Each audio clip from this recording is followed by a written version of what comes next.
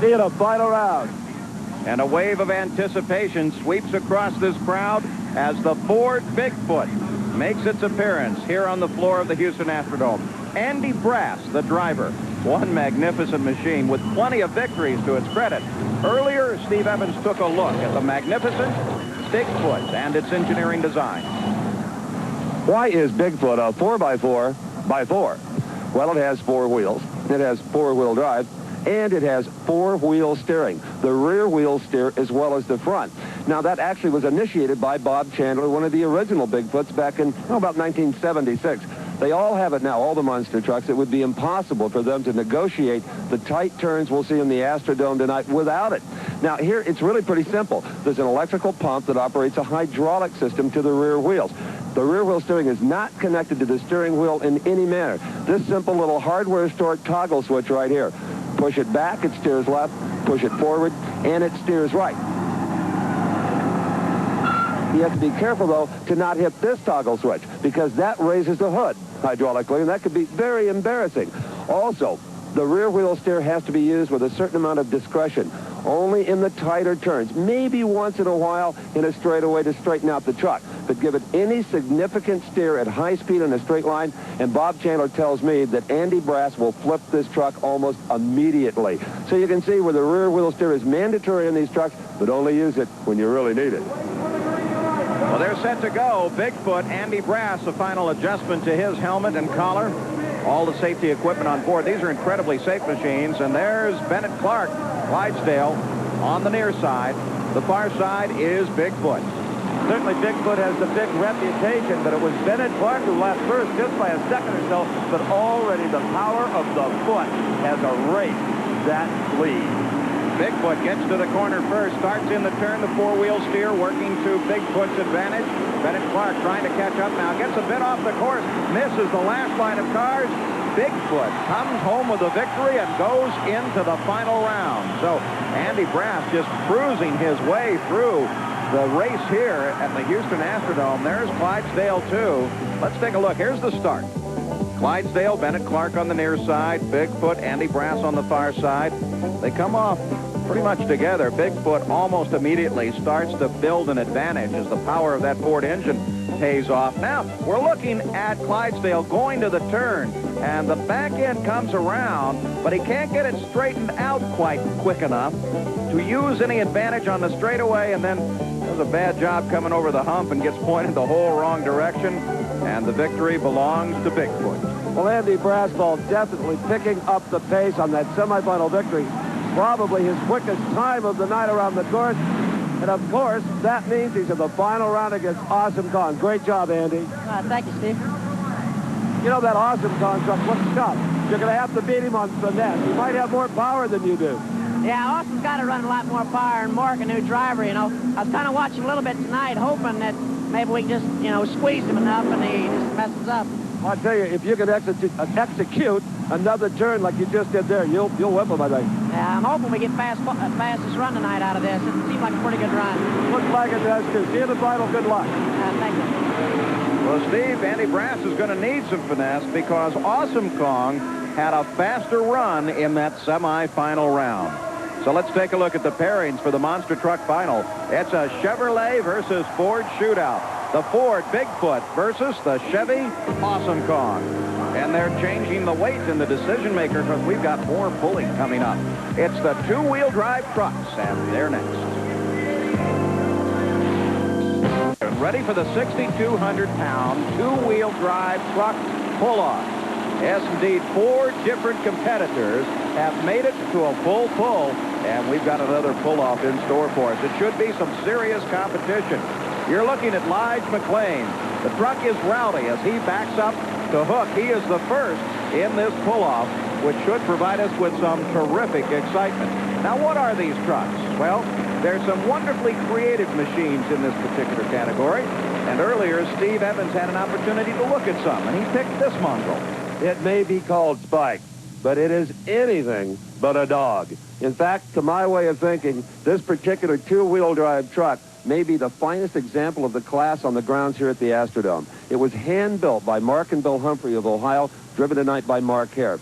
Let's have a good look at it, starting at the very front. Now, that is the ultimate in pulling power plants. A 600 cubic inch Keith Black Hemi with a huge 1471 GMC supercharger. That will make around 1,400 horsepower.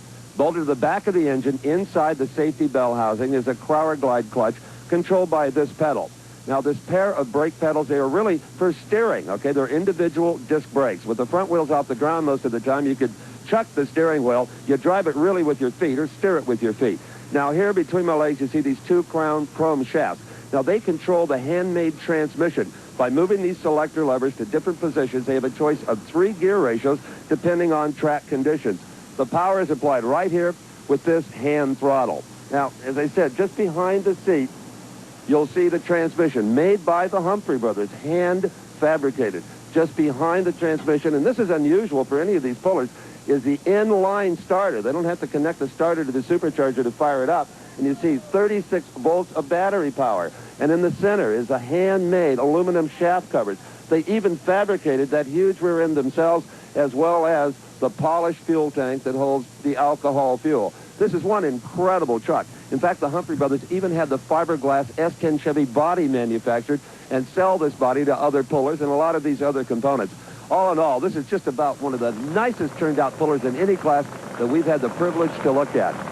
Well, Spike is pretty. Unfortunately, the machine and driver Mark Hare didn't make it into this pull-off.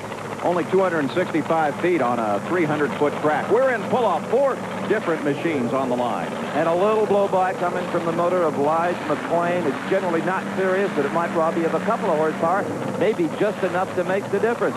We know he's capable of a full pull at the previous sled with him. That's how he got to the pull-off. Now let's see as he eases into the power. This track much damper than it was earlier for the tractor. Lige McLean, the machine is Rowdy. Front end riding down, nice and even, keeping on the track. May not have gotten the weight transfer that he was hoping for as he finally grinds to a stop about 225 feet. I'm sure that's disappointing. 225.66, probably a great deal shorter than he would have liked. Let's take a look at this run once again. He comes off the line, his wheel spins a little bit slow, not able to get the front end up in the air, and the weight now begins to pull forward, and the engine and machine begins to labor. He tries to work the throttle just a bit, but it's not good enough. 225 feet is all he can pull, but still, for the moment, that's the benchmark. Steve? Well, I don't know. The way it was kind of popping and banging, 225 feet, what do you think? Well, I fattened the motor up. I noticed when I made a full pull that it was kind of cutting out on the end down here, and I thought it was a little lean, but maybe there's something else wrong. Maybe it's a fuel pump. Well, they're not all exactly trucks. This is made to look like a Ford Thunderbird. It belongs to John Heilman. Now, remember, John won the 7,200-pound tractor class earlier, and he's back with this marvelous creation. In the tractor class, everybody enjoyed a surplus of power, especially at the starting line area. With these single-engine machines, that's not necessarily so. They won't ease into them quite like they do the big multi-engine tractors. Sometimes you just got to slam it open and go for a ride. The chains all hooked up now on that Thunderbird. John Heilman has already proven himself to be a master. 225 feet is the distance on this pull-off, and that really shouldn't prove to be a challenge because McLean had his problems on the first run. This is the second run of 4 in the pull-off. John Heilman, as we said before, the consummate pro. Now, you see the fuel injectors right there as he starts to feed the power to it. He is taking a pretty easy right at the mark. Paul, it must be slick. Worried about digging into that crack or getting the back end spinning around too much. Keeps the machine well balanced. Now the front end begins to rise. Just before the end of the course, it begins to bounce. And, of course, that immediately spells the end of the run.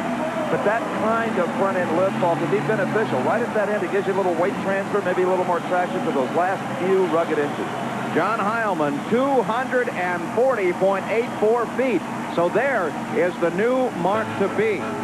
As Rowdy's distance goes away, let's take a look at John Heilman's run in the Golden Thunderbird.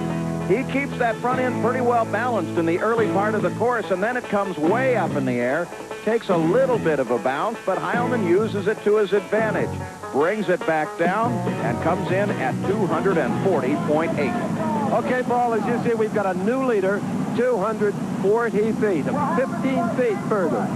It was a good run. The car's running good tonight. It just, that was a good run. I don't know what else you can say about it. The run was good. It helped in and went good. You know, I kept waiting. When is he going to get on the throttle? When finally is squeezed in? Gosh, it's got to be hard to do that.